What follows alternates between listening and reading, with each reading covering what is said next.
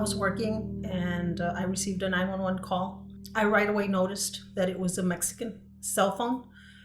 The gentleman that was at the other line started telling me that he was a Mexican soldier and that he had been wounded and he needed help. It was a gun battle.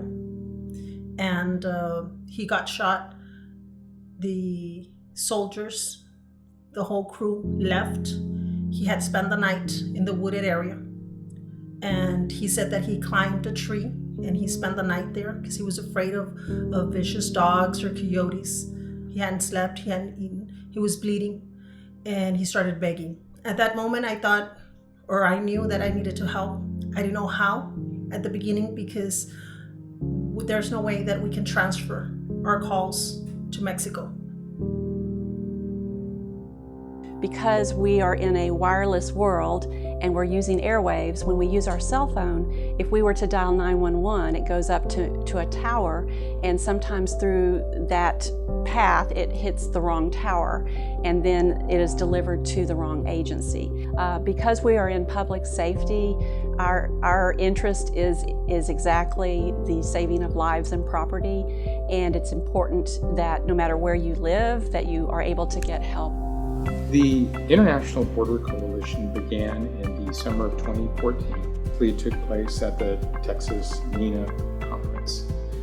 And it was Tony Dunn who went ahead and just, put that on the agenda, before the entire conference took place.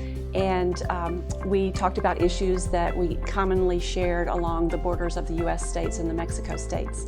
We really didn't know which issue was the one that we were going to be able to identify as a common thread. Some of the issues that have been identified have been technological issues as well as operational issues. And those pertain to misrouted calls from wireless phones, to how we're able to handle those calls if they're routed to the wrong agency. This is definitely the culmination of 2014, 2015, and 2016 in Laredo. We finally are sitting at the table to try to work it out. But now that's a new beginning. That's a beginning of us finally being able to have the right people meet and be able to develop that brotherhood, develop that bond, that level of trust that we need with our brothers across the board. I asked him, what's your name, your phone number, who do you want me to contact? He did say that he wanted me to call his supervisor and let him know that where he was. Once that I was on the phone with his supervisor, the only thing that came to my mind to do was to grab the 911 phone and the regular admin line handset and flip them. And I told him, I'm gonna try and do this to help you, but you're gonna have to scream, both of you, so you can understand each other. And he was begging for the supervisor to go back to look for him. He started telling him about his kids. He didn't want to die there alone. Because I had the number of the supervisor, a day later I called and he said that they located him. He was in Reynosa in a hospital and that he was going to be fine. And he thanked me for doing that, and it was very rewarding to me. Save a life. Coming to this meeting was very good for us.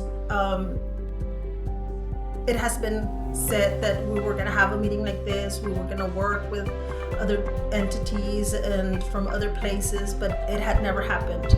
We're moving forward, and this is going to be such a good tool for us, because if any incident like this were to happen again, we now are able, just with this one meeting that we had, now I have contact numbers.